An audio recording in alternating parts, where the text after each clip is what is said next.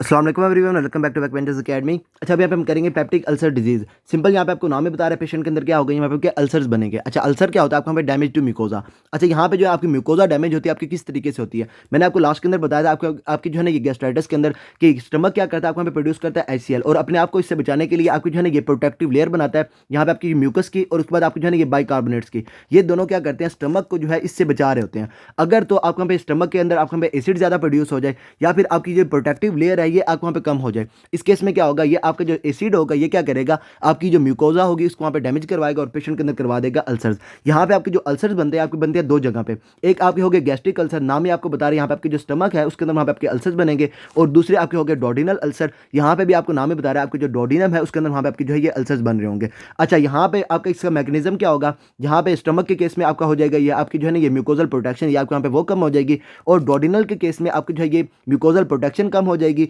या फिर आपका जो एसिड है आपके स्टमक से वो आपको वहाँ पे ज़्यादा स्क्रीट हो रहा होगा। बेसिकली दोनों ही जो है ना ये आपके मैकेनिज्म के अंदर आते हैं, लेकिन फर्स्ट एड वालों ने जो है ना इसको वहाँ पे थोड़ा सा डिफरेंशिएट में लिखा हुआ है, तो आपने इसको इस हिसाब से याद रख लेना। वैसे गैस्ट्रिक अल्सर जो है ये आपके एसिड ज़्यादा प्रोड्यूस होने की वजह से भी आपको वहाँ पे बन रहे होते हैं। अच्छा, इसके बाद मैंने आपको यहाँ पे लास्ट में करवाया हमारे यहाँ पे जो है ना ये हमारे यहाँ पे गैस्ट्राइटिस, उसके अंदर मैंने आपको यहाँ पे जो जो चीज़ें बताई हैं ना सारी की सारी आपके जो पेशेंट है उसके अंदर वहाँ पे करवा सकती हैं अल्सर्स। अच्छा, आपको मैंने लास्ट में बताया था हमारे यहाँ पे एनसेड्स वगैरह। अच्छा, एनसेड्स क्या करते हैं, ये आपका जो होता है ना कॉक्स वन, उसके बाद आपका जो कॉक्स टू होता है, दोनों को ये इनहिबिट कर देते हैं। अब ये कॉक्स वन का आपको पता है, ये आपके जो प्रोस्टाग्लैंडिन्स प्रोड्यूस करता है, ये आपके होते हैं जो है ना आपको वहाँ पे होते हैं प्रोटेक्टिव। आपके ये जो स्टमक होता है उसको वहाँ पे जो है ना ये आपको वहाँ पे प्रोटेक्ट कर रहे होते हैं। और ये जो कॉक्स टू आपको वहाँ पे प्रोस्टाग्लैंडिन्स प्रोड्यूस करता है, ये आपके होते हैं इन्फ्लेमेटरी। अच्छा, अगर एक पेशेंट आपके पास आया इन्फ्लेमेटरी कोई भी कंडीशन के साथ, फॉर एग्जाम्पल जो पेशेंट है उसको वहाँ पे जो है ना रूमेटॉइड आर्थराइटिस है, आप उसको वहाँ पे दे रहे हैं एनसेड्स वगैरह। अब वो क्या करेंगे, पेशेंट के अंदर कॉक्स वन को भी इनहिबिट करेंगी, कॉक्स टू को भी इनहिबिट करेंगी। पेशेंट अगर इसके वहाँ पे जो है ना लॉन्ग टर्म यूज़ करेगा तो वहाँ पे क्या हो जाएगी, ये आपकी जो प्रोटेक्शन है ये आपको वहाँ पे वो कम हो जाएगी।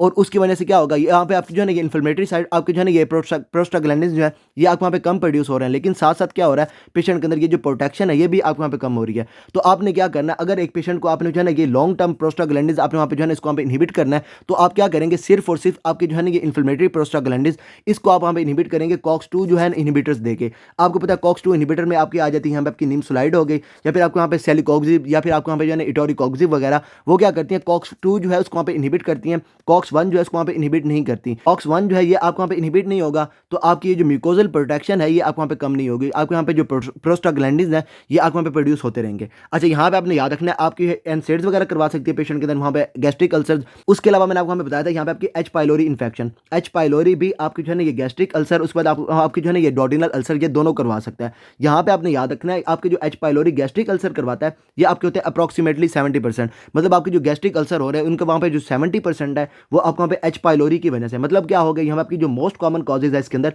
वो आपके वहाँ पे एच पाइलोरी ही है। उसके बाद आपकी जो है ना ये आपको वहाँ पे डोडिनल अल्सर, इसमें 90% आपके जो डोडिनल अल्सर है ये आपको वहाँ पे एच पाइलोरी करवा रहा होता है। तो यहाँ पे भी आपकी मोस्ट कॉमन कॉज कौन सी होगी, यहाँ पे आपकी एच पाइलोरी इन्फेक्शन। अच्छा, इसके बाद जो है आपका जो पेशेंट है अगर वहाँ पे एनसेड यूज़ कर रहा है, या फिर आपका जो पेशेंट आप वहाँ पे स्मोकिंग कर रहा है, या उसके अलावा अगर आपका जो पेशेंट है आपका आपके जो है ना ये अल्कोहल वगैरह की यूज़ कर रहा है, तो ये सारे भी क्या करवाती हैं पेशेंट के अंदर जो आप वहाँ पे म्यूकोजल प्रोटेक्शन को कम करवा के पेशेंट के अंदर वहाँ पे अल्सर्स वगैरह करवा रही होती हैं। अच्छा, एक और चीज़ आपने यहाँ पे याद रखनी है, गैस्ट्राइटिस के केस में भी आपका जो मेल है वो आपके यहाँ पे मोस्ट कॉमनली अफेक्ट हो रहे होते हैं, और यहाँ पे पेप्टिक अल्सर के केस में भी आपके जो मेल्स हैं ये आपके यहाँ पे मोस्ट कॉमन अफेक्ट हो रहे होते हैं। अच्छा, इसके बाद हमारे यहाँ पे एक चीज़ है आपके यहाँ पे जो है ये जोलिंगर एलिसन सिंड्रोम। सिंपल आपने इसके अंदर याद रखना है, ये जो है ना आपके यहाँ पे कैंसर है आपकी किसका, आपके यहाँ पे पेंक्रियाज का, और ये क्या करता है आपकी जो होती है ना हमारे यहाँ पे गैस्ट्रिन, ये उसको वहाँ पे सिक्रीट करता है। अच्छा, गैस्ट्रिन का आपको पता है वो क्या करती है, आपके जो प्राइटल सेल्स हैं उनको वहाँ पे आपकी स्टिमुलेट करके आपको वहाँ पे जो है ना एचसीएल की प्रोडक्शन करवा रही होती है। अगर तो पेशेंट जो है उसके अंदर वहाँ पे एचसीएल की प्रोडक्शन हो रही है आपको वहाँ पे जो है ये गैस्ट्रिन से, तो क्या होता है आपके जो जी सेल्स हैं ये आपको वहाँ पे जब पेशेंट के अंदर वहाँ पे जो है ना एचसीएल आपको वहाँ पे ज़्यादा प्रोड्यूस हो जाता है, या फिर उसकी वहाँ पे जो पीएच है आपकी जो है ना ये आपको वहाँ पे ज़्यादा कम हो जाती है, तो ये क्या करती है आपके जो जी सेल्स हैं उसको वहाँ पे आपकी इनहिबिट करवा के एचसीएल की प्रोडक्शन जो है उसको जो है ना आपको वहाँ पे कम करवा रही होती है। लेकिन ये जो आपको वहाँ पे जो है ना ये आपका हो रहा है आपको वहाँ पे स्टमक के अंदर। अच्छा, अगर तो आपको वहाँ पे जो है ना ये पेशेंट को वहाँ पे आपके पैंक्रियाज के अंदर वहाँ पे आपका जो है ये ट्यूमर है, और ये जो है आपको वहाँ पे प्रोड्यूस कर रहा है आपको वहाँ पे गैस्ट्रिन को, तो यहाँ पे क्या होगा आपकी जो पीएच कम होगी, ये आपके वहाँ पे जो है ना ये गैस्ट्रिन की इनहिबिशन नहीं करवा रही होगी। इसके केस में आपके यहाँ पे गैस्ट्रिन ज़्यादा स्क्रीट होगी, गैस्ट्रिन आपकी जो है ना ये फास्टिंग भी आपकी बहुत ज़्यादा होती है इस केस में, और ये क्या करवाएगी पेशेंट के अंदर वहाँ पे आपकी जो है ना ये एचसीएल को ज़्यादा प्रोड्यूस करवा के पेशेंट को वहाँ पे करवा रही होगी आपकी जो है ना ये डोडिनल अल्सर्स। तो ये हो गया यहाँ पे हमारा जो है ना ये ज़ोलिंगर एलिसन सिंड्रोम। इसके अलावा मैंने आपको जो है ना ये बाकी कॉजेज़ वगैरह भी बता दी। अच्छा, यहाँ पे आपका पेशेंट आपके पास प्रेज़ेंट कैसे करेगा? पेशेंट आपके पास प्रेज़ेंट करेगा पेन के साथ। अच्छा, यहाँ पे आपने याद रखना है दोनों के अंदर जो है ना आपको वहाँ पे पेन जो है दोनों के अंदर वहाँ पे डिफरेंट है। अच्छा, एक में क्या होगा, आपका जो गैस्ट्रिक अल्सर है इसके केस में आपको वहाँ पे पेन जो है जैसे ही आपका वहाँ पे फूड जाएगा आपके जो है ना ये स्टमक के अंदर, तो वहाँ पे HCl की प्रोडक्शन होगी, तो यहाँ पे पेन बढ़ जाएगी। जैसे ही पेशेंट मील खाएगा उसको वहाँ पे जो है ये पेन बढ़ रही होगी। और डोडिनल के केस में क्या होगा, यहाँ पे आपको वहाँ पे जो है ना जैसे ही उसने वहाँ पे खाना खाया है तो यहाँ पे स्टमक के अंदर वहाँ पे जो है ना HCl की प्रोडक्शन हो रही है। लेकिन क्या हो रहा है, ये आपका वहाँ पे जो है ना ये आपका ब्लड जो है आपका वहाँ पे हो रहा है, आपका वहाँ पे अल्कलाइन, मैंने आपको वहाँ पे लास्ट में बताया अल्कलाइन ब्लड हो जाता है आपका वहाँ पे स्टमक के पास। तो वहाँ पे क्या होता है, ये आपका जो ब्लड होता है जब आप वहाँ पे जाता है आपका वहाँ पे डोडिनम के अंदर, तो वहाँ पे आप क्या करते हैं, आप वहाँ पे H पॉजिटिव को सिक्रीट करते हैं आप जो है ना ये ब्लड के अंदर, और आपके जो बाइकार्बोनेट्स होते हैं ये आप वहाँ पे ल्यूमेन के अंदर सिक्रीट कर रहे होते हैं। तो क्या होगा, डोडिनल के केस में जो है जैसे ही पेशेंट वहाँ पे मील खाएगा वहाँ पे HCl की प्रोडक्शन होगी, लेकिन क्या होगा बाइकार्बोनेट्स वगैरह आप वहाँ पे सिक्रीट होंगे आप वहाँ पे जो है ना ये डोडिनम के अंदर, और वो जो है पेन को वहाँ पे कम करवा रहे होंगे। डोडिनल के केस में पेन कम होगी मील के साथ, और उसके बाद ये जो गैस्ट्रिक अल्सर है इसके अंदर वहाँ पे आपकी जो पेन है ये आपको वहाँ पे बढ़ रही होगी। जी फॉर गैस्ट्रिक, और उसके बाद यहाँ पे जो है ना जी फॉर ग्रेटर, आपकी जो है ना खाना खाने से आपको वहाँ पे पेन बढ़ रही होगी, और डोडिनल में डी से आपको वहाँ पे हो जाएगी डिक्रीज, तो यहाँ पे आपकी पेन आपको वहाँ पे कम हो रही होगी। अच्छा, पेशेंट जो है उसको वहाँ पे जो है जैसे ही वहाँ पे खाना खा रहा है उसको वहाँ पे पेन बढ़ रही है, तो वो क्या करेगा, खाना खाना कम कर देगा, उसके अंदर वहाँ पे क्या हो जाएगा, वेट लॉस हो जाएगा। और यहाँ पे डोडिनल के केस में क्या है, पेशेंट की पेन कम हो रही है तो वो क्या करेगा, ज़्यादा खाना खा रहा होगा, और यहाँ पे उसका वेट जो है ये उसको वहाँ पे बढ़ना शुरू हो जाएगा। अच्छा, पेन की नेचर क्या होगी, पेन यहाँ पे आपकी जो होगी, एक तो आपको वहाँ पे स्टमक है, उसके बाद आपके जो आपको वहाँ पे डोडिनम है ये आपको वहाँ पे होते हैं एपिगैस्ट्रियम वाले पोर्शन में, तो पेन आपको होगी एपिगैस्ट्रियम में। और उसके बाद ये जो पेन होगी पेशेंट को होगी बर्निंग पेन, और ये जो है ना पेशेंट को वहाँ पे जो है ना ये एक पॉइंट पे हो रही है, पेशेंट जो है आपको वहाँ पे हाथ लगा के बता रहा होगा कि मुझे यहाँ पे जो है ये पेन हो रही है, और ये आपकी हो जाएगी लोकलाइज्ड पेन। लोकलाइज होने की वजह से पेशेंट क्या कर रहा होगा, हाथ लगा के बता रहा होगा, और यहाँ पे आपका साइन आ जाएगा पॉइंटिंग साइन, जो पेशेंट हाथ लगा के बता रहा होगा ये आपको हो जाएगा पॉइंटिंग साइन। पेन यहाँ पे हमारी जो होती है आपकी होती है लोकलाइज पेन, ये आपको वहाँ पे रेडिएट नहीं करती। अगर ये रेडिएट कर रही है तो इसका मतलब ये है इसने आपकी जो है ना ये पीछे आपको जो पैंक्रियाज वगैरह पड़े हुए हैं इसको इसने इन्वॉल्व करना शुरू कर दिया है। अच्छा, इसके बाद ये जो आपको वहाँ पे पेन है ये आपको वहाँ पे बढ़ेगी कैसे, एक तो चीज़ होगी आपको वहाँ पे गैस्ट्रिक अल्सर के केस में आपके वहाँ पे जो है ना पेन ये आपको वहाँ पे मील खाने से बढ़ रही होगी। अच्छा, उसके बाद ये आपको वहाँ पे बढ़ेगी कैसे, आपका जो पेशेंट है जैसे ही वहाँ पे आपको जो है ना ये कॉफ़ी वगैरह यूज़ करेगा या फिर अल्कोहल वगैरह यूज़ करेगा, या फिर पेशेंट स्मोकिंग वगैरह करेगा, इनसे उसकी वहाँ पे पेन बढ़ रही होगी। आपकी गैस्ट्रिक के केस में क्या होगा, जैसे ही पेशेंट खाना खाएगा उसको वहाँ पे पेन बढ़ेगी। और डोडिनल के केस में क्या होगा, पेशेंट की पेन कब बढ़ेगी, जब ये जो है ना मील को स्किप करेगा, स्किपिंग मील की वजह से आपको वहाँ पे पेन बढ़ रही होगी। अच्छा, उसके बाद पेन कम कब होगी, जब पेशेंट आपको वहाँ पे जो है ये एंटासिड्स वगैरह यूज़ करेगा, या फिर उसके अलावा अगर आपका जो पेशेंट है उसके अंदर वहाँ पे जो है ना ये डोडिनल अल्सर है, तो जैसे ही वो खाना खाएगा उसको वहाँ पे पेन कम होगी। और ये आपके जो है ना ये गैस्ट्रिक अल्सर, इसके केस में आपको वहाँ पे पेन कम कब होगी,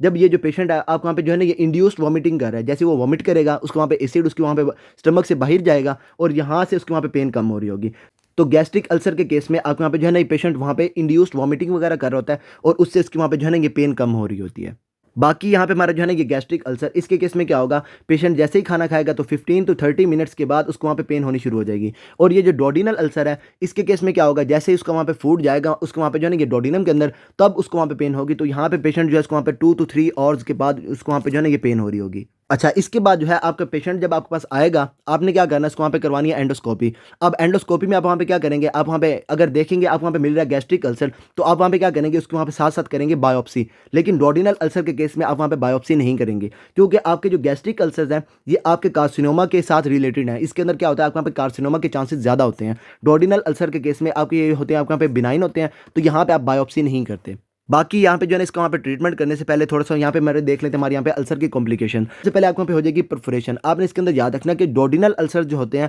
अगर वो आपको वहाँ पे बना हुआ है एंटीरियर, तो उसके अंदर वहाँ पे आपके ज़्यादा चांसेस होते हैं परफोरेट करने के। परफोरेट में क्या होगा, आपको वहाँ पे जो है ना एक होल बन जाएगा, और यहाँ से आपकी जो एयर होगी आपको वहाँ पे GIT से ये आपकी जा रही होगी आपको वहाँ पे पेरिटोनियम के अंदर। अच्छा, यहाँ पे क्या होगा, आपके जो एंटीरियर होंगे आपको वहाँ पे डोडिनल अल्सर, इसके अंदर वहाँ पे आपके ज़्यादा चांसेस होते हैं परफोरेशन के एज कम्पेयर टू पोस्टीरियर। अच्छा, यहाँ पे क्या होता है, हेमरेज जो होता है ये आपको वहाँ पे इसका उल्ट होता है। उसमें क्या होता है, आपके जो हेमरेज होता है ये इसमें जो है ना ये पोस्टीरियर अगर आपके यहाँ पे अल्सर बना हुआ है तो उसके अंदर वहाँ पे आपके ज़्यादा चांसेस होते हैं एज कम्पेयर टू एंटीरियर। अच्छा, यहाँ पे अभी हम कर रहे हैं हमारे यहाँ पे परफोरेशन, तो अगर वहाँ पे जो है ना ये एंटीरियर आपका जो डोडिनल अल्सर है ये जब परफोरेट करेगा तो क्या होगा, एंटीरियर एब्डोमिनल वॉल के अंदर आपको वहाँ पे न्यूमो पेरिटोनियम हो जाएगा। न्यूमो पेरिटोनियम में आपको वहाँ पे नाम बता रहे हैं, यहाँ पे जो है ना आपकी पेरिटोनियम के अंदर न्यूमो से हो जाएगी एयर, यहाँ पे आपको जो है ना पेरिटोनियम के अंदर आपको वहाँ पे जो है ना एयर आना शुरू हो जाएगी, और यहाँ पे आपको नजर आएगी आपकी जो फ्री एयर आपको डायफ्राम के नीचे, यहाँ पे आपको वहाँ पे डायफ्राम बना हुआ है, और ये डायफ्राम डायफ्राम इधर से आपका यूँ बना हुआ है, नॉर्मली तो आपका इस तरीके से होता है। अब ये एयर आने की वजह से आपका जो डायफ्राम है आपका वहाँ पे ऊपर की तरफ हो गया और आपको यहाँ पे जो है ना एयर नज़र आ रही है। अच्छा, ये आपको जो है ना एयर आपकी जो है ये डायफ्राम के नीचे आपको कब मिलेगी?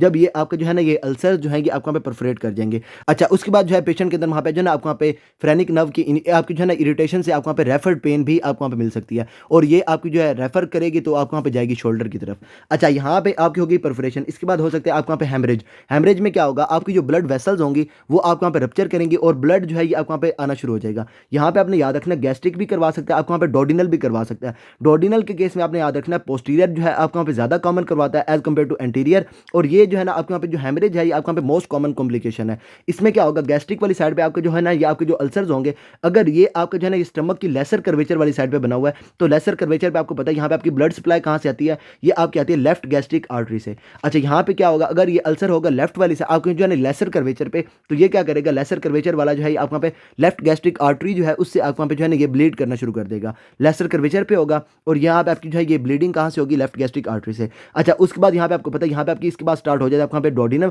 और डोडिनम में आपके वहाँ पे पीछे से आपकी जो ब्लड सप्लाई आ रही होती है आपकी कौन सी होती है, आपकी होती है गैस्ट्रोडोडिनल। पोस्टीरियर गैस्ट्रोडोडिनल जो है ये आपके वहाँ पे सप्लाई कर रही होती है। अच्छा, इस केस में क्या होगा, ये पोस्टीरियर वाल पे अगर वहाँ पे अल्सर होगा तो ये आपकी जो गैस्ट्रोडोडिनल आर्टरी है उससे आपको वहाँ पे ब्लीड करना शुरू कर देगा। इसके बाद जो पेशेंट है उसके अंदर वहाँ पे जो है ना ये ऑब्स्ट्रक्शन भी करवा सकता है। मतलब क्या, आपको वहाँ पे अल्सर पड़ा हुआ है तो ये क्या करेगा, आपके जो मसल्स होंगे वो क्या करेंगे, अल्सर को देख के वहाँ पे जो है ना ये स्पाज्म वगैरह कर लेंगे, तो यहाँ पे पेशेंट के अंदर हो सकता है ऑब्स्ट्रक्शन। पाइलोरिक चैनल के अंदर ऑब्स्ट्रक्शन हो सकती है अगर वहाँ पे आपका होगा ये गैस्ट्रिक अल्सर, या फिर आपको जो है ना ये डोडिनल अल्सर के केस में आपको जो है ना डोडिनम के अंदर आपको जो है ना ये ऑब्स्ट्रक्शन वगैरह आपको वहाँ पे मिल सकती है। अच्छा, अब यहाँ पे हम देखेंगे हमारे यहाँ पे इन्वेस्टिगेशन। तो इन्वेस्टिगेशन में आपने यहाँ पे याद रखना है, सबसे पहले मैंने आपको बताई हमारे यहाँ पे एंडोस्कोपी। तो आप वहाँ पे क्या करेंगे, पेशेंट के अंदर वहाँ पे जो है ना हमारे यहाँ पे मोस्ट एक्यूरेट हो जाएगी आप वहाँ पे जो है ये एंडोस्कोपी। आप पेशेंट के अंदर एंडोस्कोपी करेंगे, अगर तो आपको वहाँ पे मिल रहा है गैस्ट्रिक अल्सर तो आप वहाँ पे क्या करेंगे, साथ साथ इसको वहाँ पे बायोप्सी करेंगे, और डोडिनल अल्सर के केस में आप वहाँ पे बायोप्सी नहीं करेंगे क्योंकि ये आपके होते हैं बिनाइन, और ये जो आपके होते हैं ना गैस्ट्रिक अल्सर ये आपके होते हैं आपको वहाँ पे जो है ना ये मैलिग्नेंट होते हैं। अच्छा, एक हो गई यहाँ पे आपकी जो है ना ये हमारे यहाँ पे मोस्ट एक्यूरेट के अंदर आप वहाँ पे जो है ये एंडोस्कोपी और साथ साथ आपको वहाँ पे बायोप्सी।